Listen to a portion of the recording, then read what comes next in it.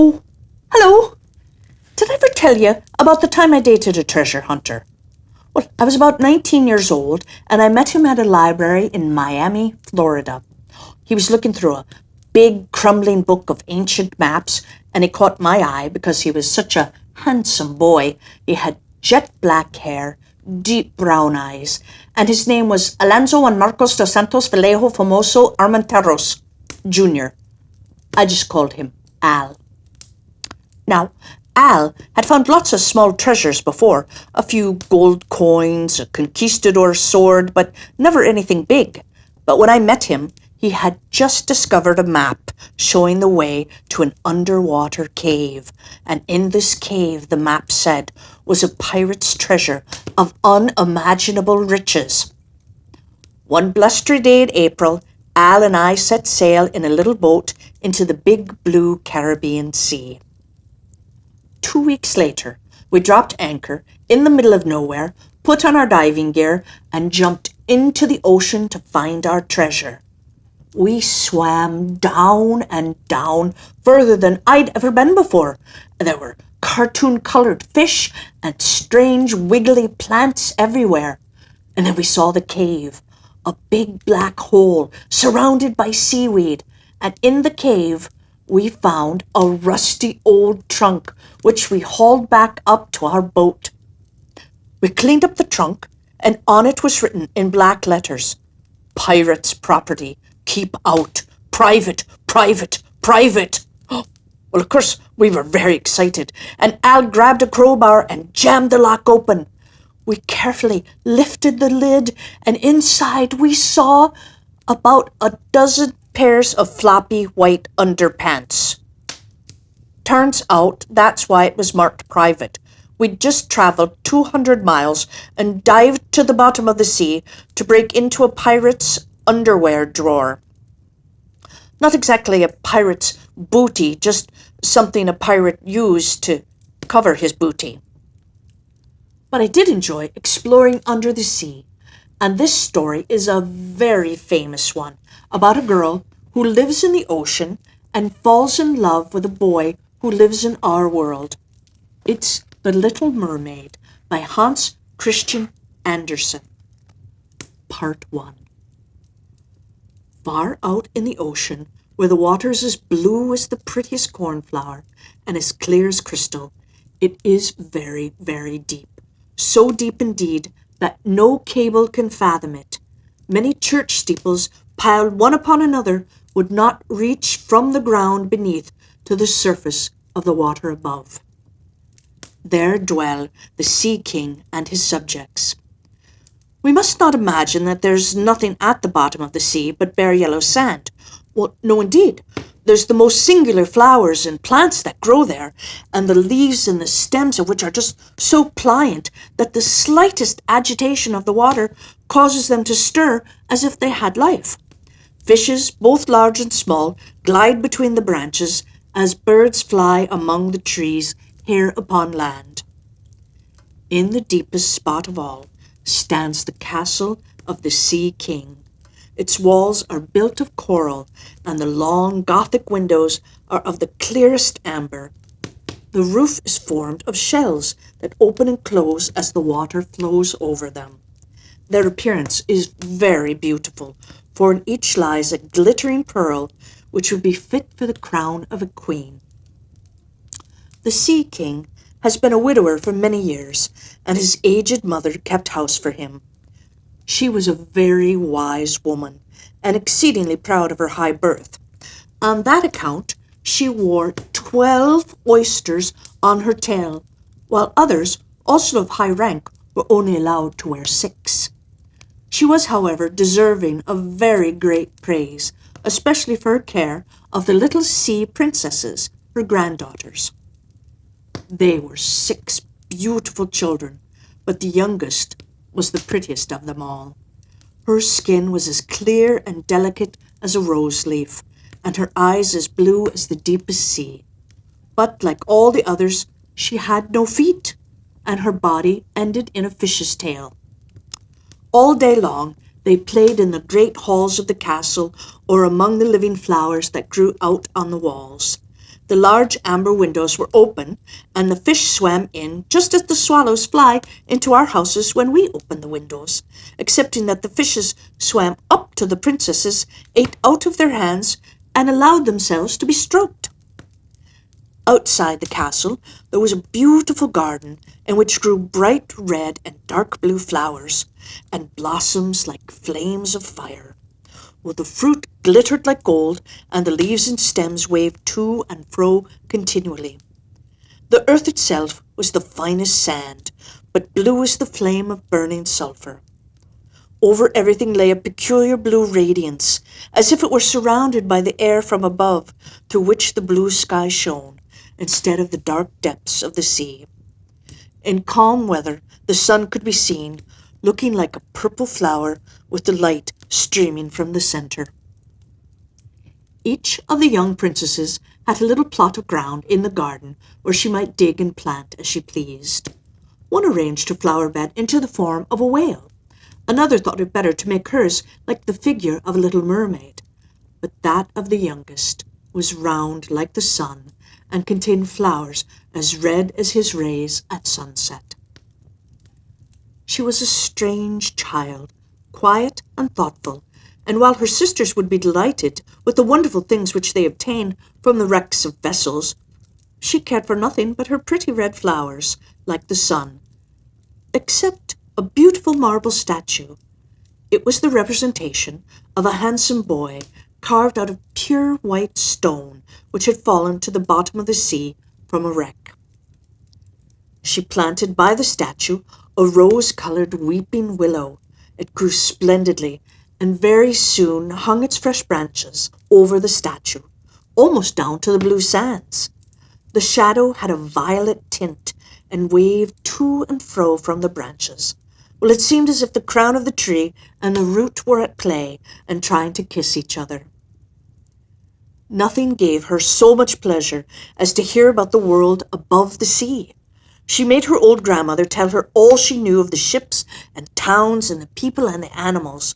To her it seemed most wonderful and beautiful to hear that the flowers of the land should have fragrance, and not those below the sea, and that the trees of the forest should be green, and that the fishes among the trees could sing so sweetly, that it was quite a pleasure to hear them.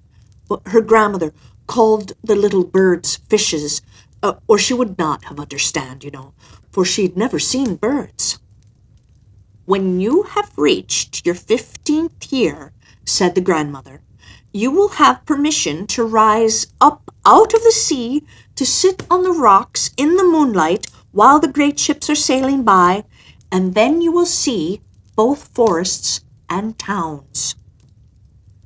In the following year, one of the sisters would be 15, but as each was a year younger than the other, the youngest would have to wait 5 years before her turn came to rise up from the bottom of the ocean and see the earth as we do. However, each promised to tell the others what she saw on her first visit and what she thought the most beautiful.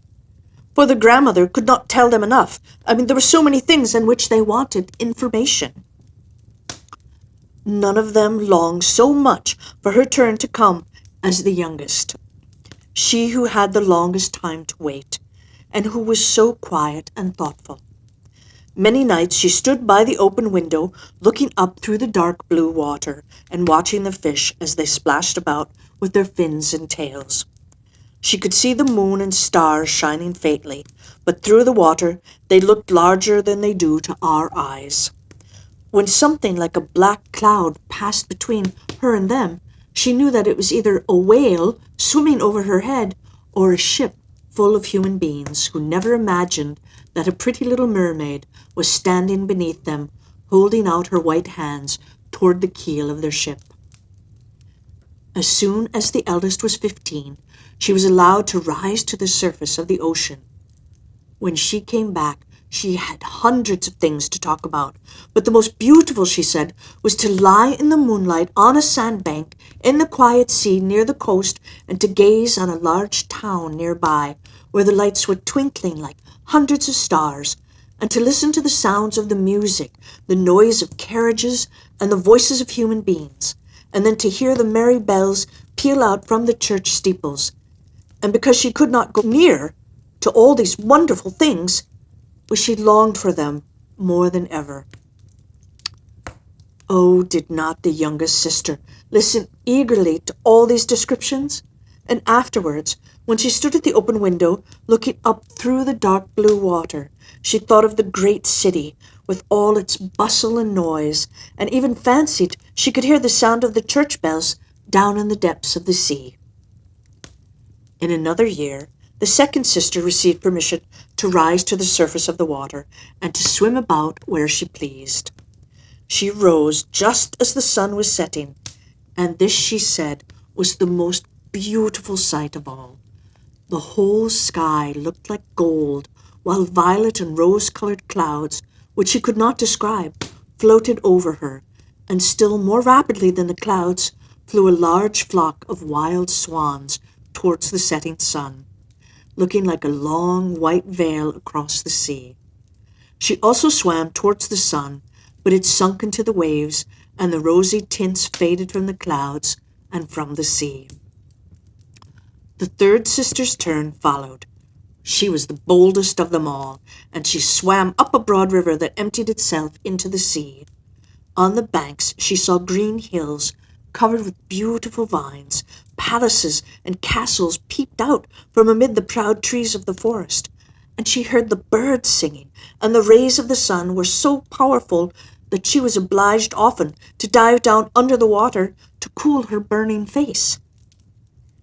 In a narrow creek, she found a whole troop of little human children, quite naked, and sporting about in the water, and she wanted to play with them.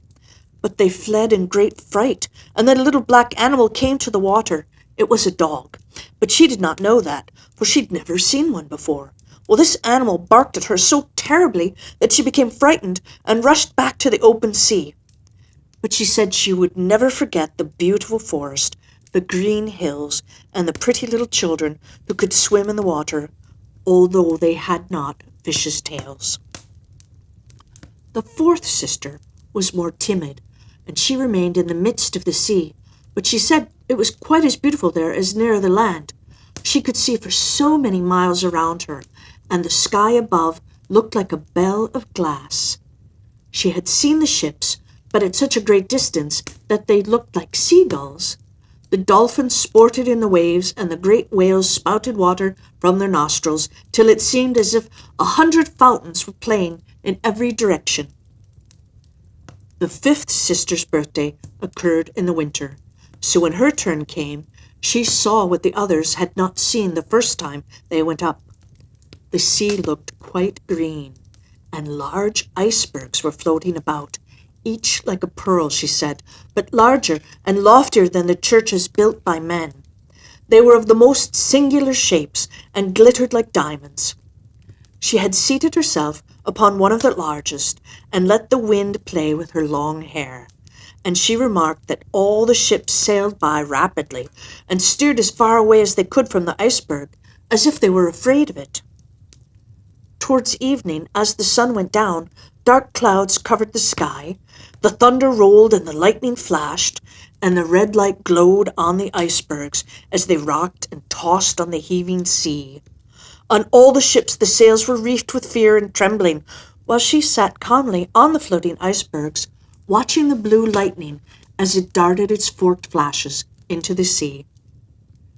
When first the sisters had permission to rise to the surface, well, they were each delighted with the new and beautiful sights they saw. But now, as grown-up girls, they could go when they pleased, and they had become indifferent about it. They wished themselves back again in the water, and after a month had passed, they said it was much more beautiful down below, and pleasanter to be at home.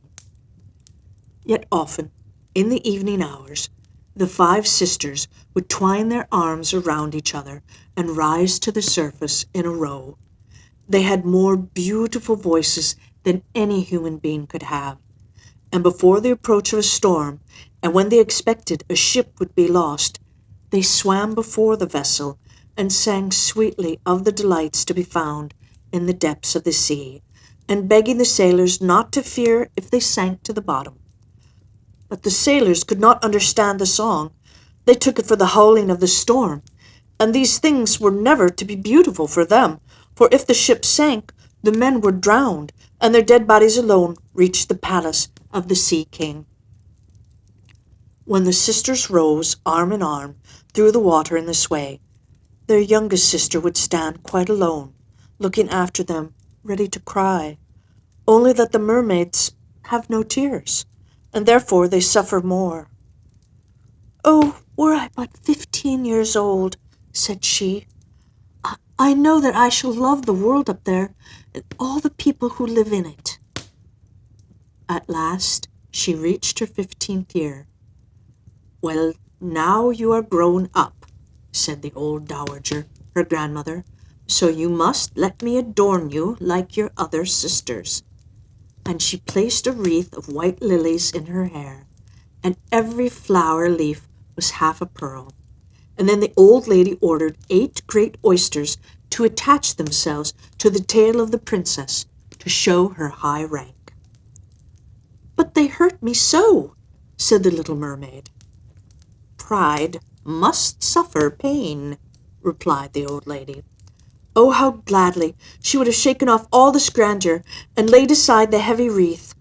The red flowers in her own garden would have suited her much better, but she could not help herself, so she said, "Farewell," and rose as lightly as a bubble to the surface of the water.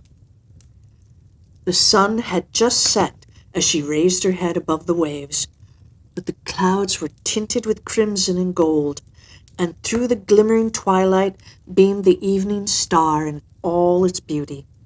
The sea was calm, and the air mild and fresh. A large ship with 3 masts lay becalmed on the water, with only 1 sail set, for not a breeze stiffed, and the sailors sat idle on deck or amongst the rigging. There was music and song on board, and as darkness came on, 100-colored lanterns were lighted, as if the flags of all nations waved in the air. The little mermaid swam close to the cabin windows, and now and then, as the waves lifted her up, she could look in through clear glass window panes and see a number of well-dressed people within. Among them was a young prince, the most beautiful of all, with large black eyes. He was 16 years of age, and his birthday was being celebrated with much rejoicing. The sailors were dancing on deck. When the prince came out of the cabin, more than 100 rockets rose in the air, making it as bright as day. The little mermaid was so startled that she dived under water, and when she again stretched out her head, it appeared as if all the stars of the heaven were falling around her. She had never seen such fireworks before. Great suns spurted fire about, and splendid fireflies flew into the blue air, and everything was reflected in the clear, calm sea beneath. The ship itself was so brightly illuminated that all the people and even the smallest rope could be distinctly and plainly seen. And how handsome the young prince looked as he pressed the hands of all present and smiled at them, while the music resounded through the clear night air. The end.